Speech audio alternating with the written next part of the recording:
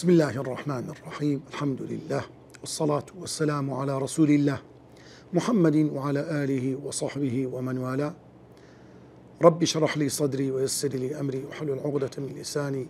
يفقه قولي. ربنا هب لنا من أزواجنا وذرياتنا قرة أعين واجعلنا للمتقين إماما. خۆشەویستان بەڕێزان لە زنجیرەی ژمارە دەیەمین بە خزمەت ئێوەی بەڕێز دەگەینەوە لە پەروەردەی منداڵ بەرنامەی پێغەمبەری خودا صلی الله عليه وسلم لە پەروەردەی منداڵ. یەکێ لەو خاڵانەی کە زۆر گرنگە ئێمە لە پەروەردەی منداڵ ڕەچاوی بکەین ئەویش ئەو هۆکار و برین ڕێگایانەی کەوا پێویستە بیگرینە بەر لە بۆ پەروەردەی منداڵ. طبعاً ئەو هۆکارانەی کە ئێمە پەروەردەی منداڵی پێ دەکەین هەندێکیان مادین هەندێکیان معنەوی. لۆ نمونە یەکێ لە لایەنە معنەویەکان لایەنی نەرمونیانی لە سەرخۆیی هێمنی تووڕە نەبوون. ئەو خاڵە زۆر گرنگە لە بۆ منداڵ ئینسان ئەنجامی بدە. ئەو لایەنە بە چ دەردەبڕێ؟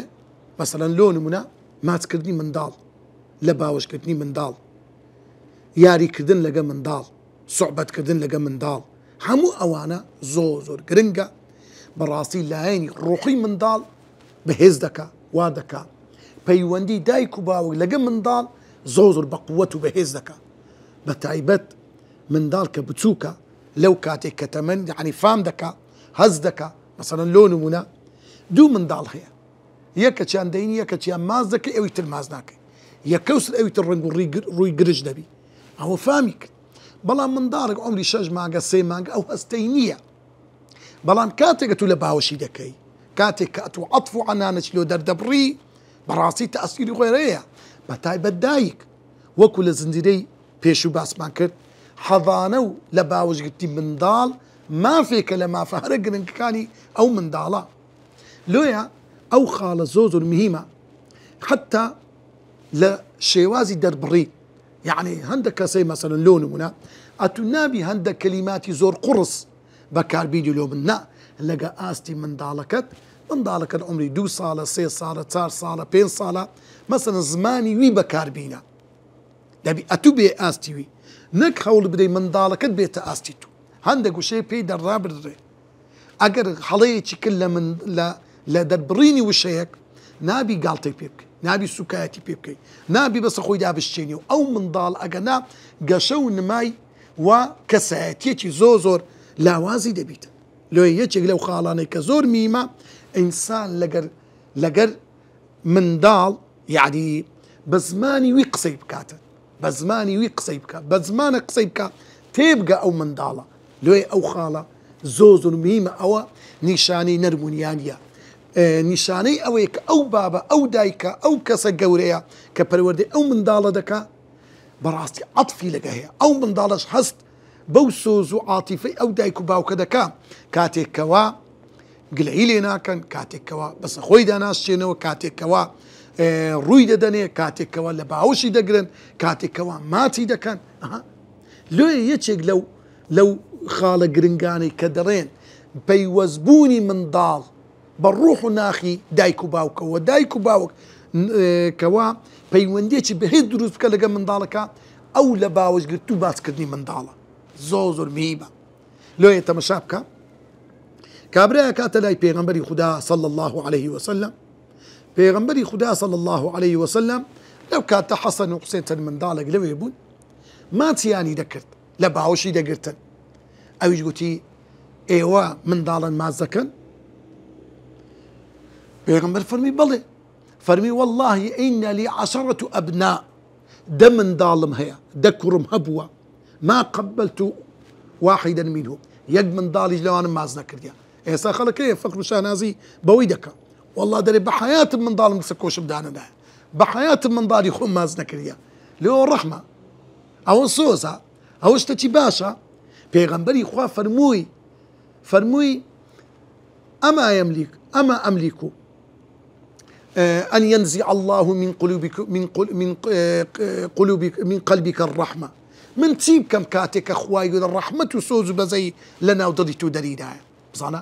ئینجا پێغەمبەر فەرمووی من لا يرحم لا يرحم ئەوەی سۆز و بەزەی نەبی لەگەر بچووک لەگە منداڵی گچکە لەگەر هەر شتێک کە بێهێز و لاوازە لا يرحم ڕەحمی پێ ناکرێ لۆیە بەڕاستی ئەو خاڵە زۆر میمە خاڵیش تر تەمەشا بکە بەکارهێنانی زمانی منداڵ و هەروەها گەمە و گاڵتەکردن پێغەمبەری خوا صلی الله عليه وسلم دەسۆماڵی سەحابەیەک منداڵێکی کچکەیان هەبوو ناوی عومەیر بوو منداڵەکە ناوی عومەیر بوو فەرخە باڵندەکی هەبوو ئەو جا مەسە چێشکە بووە میم ناوی نوغەیر بوو پێغەمبەری خوا صلی الله عليه وسلم بە زمانی ئەو منداڵە گاڵتەی دەکرد هەموو جارێ دەچوو طبعا ڕۆژێکیان پێغەمبەری خوا صلی الله عليه وسلم کە دەچوو ماڵی ئەو سەحابەیە دەیگۆ یا عومەیر کە باڵندەکە چی لێ هات هەتا ڕۆژێکیان چوو باڵندەکەی ئەو منداڵی مردبوو زۆر عاجز بوو پێغەمبەری خوا صلی الله عليه وسلم هەر کاتێ دەگەیشتە ئەو منداڵە سوحبەت و گاڵتە و گەمەی لەگە دەکرد بە زمانیوی دەیفەرموو یا عومەیر ما فعل النوغەیر ئەی عومەیر نوغەیر چی لێ هات ئەو باڵندەی چ لێ کرد بزانە دڵی ئەو منداڵی خۆش دەکرد خاڵیش تر کە زۆر میمە دایک و باوک دەبی هەوڵ بدا منداڵەکەیان حەز بە دڵنیایی بکەن حەز بە ترس نەکەن یعنی مەبەست لێرە چییە یعنی نابی ئەتو دائیمەن ئەو بابەتانە لەو منداڵ بکەی کە مای ترسە هەندێک شتی عەقلی مندا تەقەبولی ناکە باسی دێوی بکەی باسی دێوەزمەی بکەی باسی هەندێک شت بکەی منداڵ ڕاست چۆشی بشتێ ئەو زۆر غەڵەتە مندار کەسایەتێکی لاواز دروست دەبی ئەو منداڵە بەڕاستی ناتاین لەسەر پێی خۆی ڕابوەستی بەڵکو دەبی منداڵ فێری ئەو کرێ هیممەتبەرزی خۆڕاگری زۆر ئەو خاڵە مهمە لۆیە ئینسان ئەگە بیەوەی منداڵەکەی بە قوت بکە حتا لە منداڵ لە تەمەنی قۆناغی بچووکی پێی بدێ ڕۆڵە جیان ئێمە خوامان هەیە ئەو خوای ئەمری دروست کردیا ئەتوی دروست کردیا باسی فریشتەکانی لۆ بکە ئەو فریشتانە حرەسی ئێمەن ئەو فریشتانت کاتێک کە ئەمە ئاەتول کورسی دەخین لە ماڵێ لە بەیانی هەتا سبینە فریشتەیەک حرەسن لێ دەگری ئەو فەرمودەی پێغەمبەرە بەسمانی وی تێی بگەینە یعنی ئەو منداڵە هەم خوای پێدەناسیینی هەم باسی فریشتەکان دەکەی بەڵام لۆ منداڵ بترسێ مەسەڵەن لۆ نمونە لە جنۆکە کاکە وەسفی جنۆکەی لۆ بکە برێ مەخلووقەکە وەکو ئێمە هیچ مەترسیان لەسەر ئێمە نییە ئەوانی ئیمانداریانەیە پیاوی زۆر چاچیانەیە خراپیشیان هەیە ئەگەر ئەمە خراپەیان لەگە نەکەین ئەوانش خراپەمان لەگە ناکەن خۆی من نام بینی بەو زمانە سادەیە منداڵەکەت جورئەتی لۆ پەیدا بکە یەکێشتر لەو خاڵنەکە زۆر مهمە دوعا منداڵەکەت فێر بکە بینی حتا لە گچکەیی ئەو منداڵە شعور و یعنی متمانەی هەبیتت بەوەی کەوا دوعا بەڕاستی چەکێکی کاریگەرە کە نەخۆشکت بهینە ڕوقیە شەرعی لەسەردا بخینە فێری بکە کوڕم ئەگەر نەخۆش بووی خۆ ڕابگرە ورێت بەرز بی دوعای بکە خوا چاکت دەکاتەوە هەروەکو لایەنی مەسەن دڵ و دەروون خۆشکردنی منداڵ بە دەنجی خۆش بەسەرە قورئانی لەسەر بخینە دەنگ خۆشی قورئان حتا هەندێک سرود هەیە سرودی بابەتی عەقیدەیی هەندێک بابەت باسی خوا دەکا باسی پێغەمبەر دەکا صلی الله علیه وسلم ئەو سرودانە کە هیچ بێشەرعیەتی تێدادیە سرودی زۆر جوانن هەر سرودا بەڵام باسی گەورەی و عەظەمەت و خالیقیەتی خوا دەکا زۆر مهمە بەڕاستی ئەو شتانە لە مێشتی منداڵ بچەقی دروست بی کەسایەتێکی بێزی لە بۆ دروست بی خاڵی سێم کە زۆر مهمە گلەیی نەکردن و ڕەخنە نەگرتن و سەرزەنش نەکردنی منداڵ مەسەڵەن منداڵ عادەتەن بەهۆی بچووچیەکەی هەڵەی دەکە غەڵەت دەکە شتەچی دەکە معنای چاپۆشی لێ بکەی بەڵام بە ئەندازەی هەڵەکەی چای بکەوە طبعا منداڵ کە زۆر بچووکە فەرقی هەیە کە تەمەنی گەیشتە 7 ساڵان زۆرەکە کە گەیشتە 15 ساڵان کە گەیشتە 20 ساڵ و 17 ساڵ دەبی بزانی کە ڕەخنەی لێ دەگری نابی وا تێبگە ئەتوو ڕق لەوی دەبتەوە نا دەبی وا تێبگەیری ئەمن دڵسۆزی تو بە کوڕەکە ئەو شتەی کە کردت غەڵەتەکەی لەوەی دابوو لۆیە جارێککە دووبارەی مەکە نابی ئینسان کە کەسێک هەڵەی کرد یعنی مەسەڵەن لۆ نمونە جاروی منداڵە غەڵەی تێکە کچەکە کوڕەکە بابەکە لە لایەک دایکەکە لە لایەشتر خوشکە گەورەکەی برایەکانی کەی هەر هەموو بە یەک جاری گەلە کۆمەی لەسەر دەکەن هەر هەمووی سەرزەنشتی دەکەن آخری ئەو ئینسانە جاروەیە خاصە ئەگەرە تەمەنی هەرزەکاری بی تووڕە دەبی هەڵدەچیتن یعنی ڕەنگە سنووریش بەزەیری ئەوە چی کرد چێ وای کرد ئەو ئینسان ئاوای لێ دەرچی دایک و باوکەکە و دەوروبەرەکەی نابی هەندێک جاروەیە ڕەخدن لە منداڵەکەت دەبی نابی لە بەرچاوی ئۆکانیکە بیشتێنیەوە لێیە نەسیحەت بەنهێنی نەسیحەتە بەڵام نەسیحەت و ئامۆژگاری لە ناو خەڵک شکاندنەوەیە سوکایەتی پێکردنە لێ ئەو خاڵە زۆر مهمە دەبی دایک و باوک هەز بەوەی بکات کاتێک منداڵەکی هەڵەی کرد لە بەرچاوی ئەوەکانی کە نەیشتێنتەوە خاڵی یەکەمە هەتا بکرێ بەنهێنی خاڵی دووەم یەکەم لە هەڵەکەی لۆ دەستنیشان بکە کاکە ئەو ئیشت کرد قەناعەتی پێبینە هەڵەیە لەبەر یەک دوو سێ ئەوە زەرەکانیتی لۆی ڕۆنکەوە ئینجا بەدیلی لۆ بینەوە بەدیلی لۆ بینەوە ئەوەی مەخۆ ئەوەی بخۆ مەسەلەن لۆ نمونە منداڵ هەیە تایگەری لەخوا منداڵ هەیە ڕەنگە لەگە برادری خراپ فێری جگارە دەبیتن کاکە تێی بگەینە زەرەر و زیانی چییە ڕۆنکەوە کە لۆ ڕۆن کردەوە ئینجا وەرە بەدیلی لۆ بینەوە کوڕی خۆ لە جیاتی ئەو شتە پیسە ئەو شتە خراپە هەوەرە پارەت دەدەی ئەوەی بکە ئەوەی بکە ئەوەی بکە بەو نەوع هۆک خاڵی سێەم ئەو شتەی کە بوویتە سەبەبی هەڵک ئەو هەڵەی کە دەیکا ڕێی لێ بگرە بەهۆی برادێکیەوە مەحاوەر کە لەو برادەی دوور بێقەوە بەهۆی گەڕەچێ وڵی جاری وا پێویست دەکات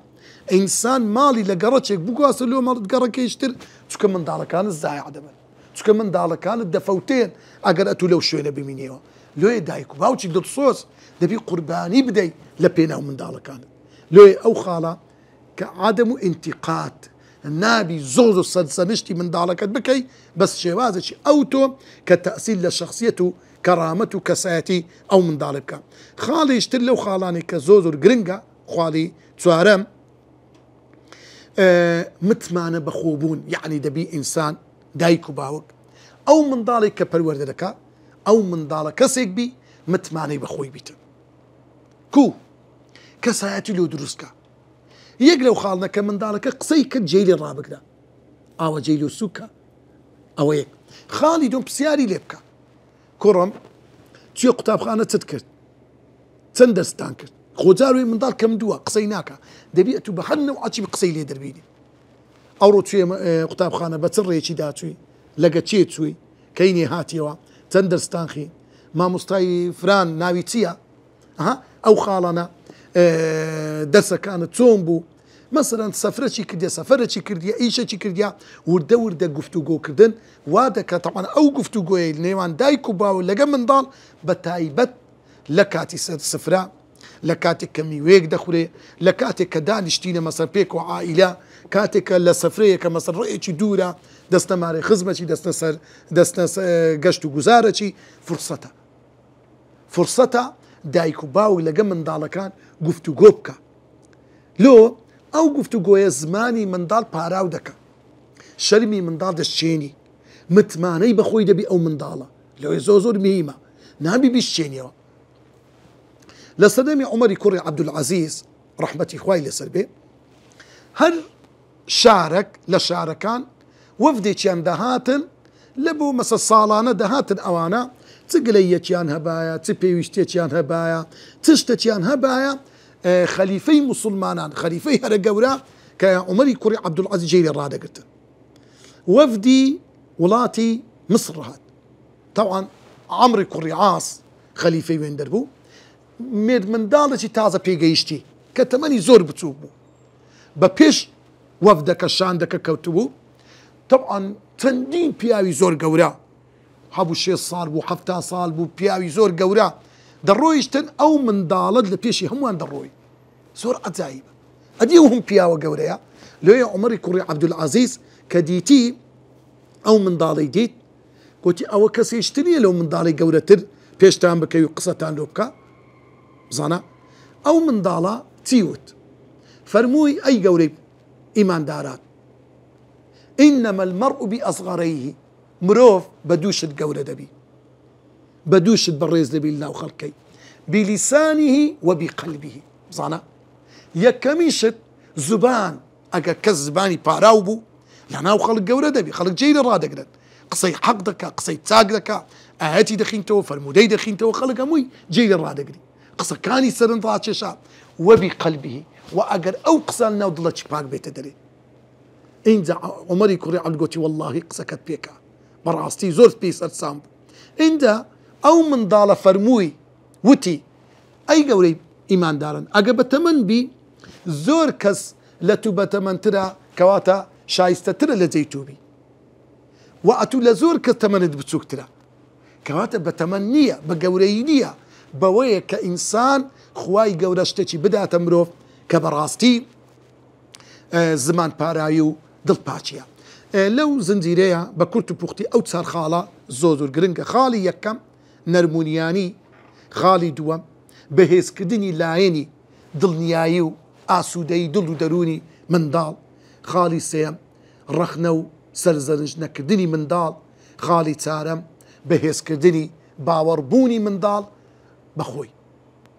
وصلى الله على سيدنا محمد وعلى آله وصحبه أجمعين.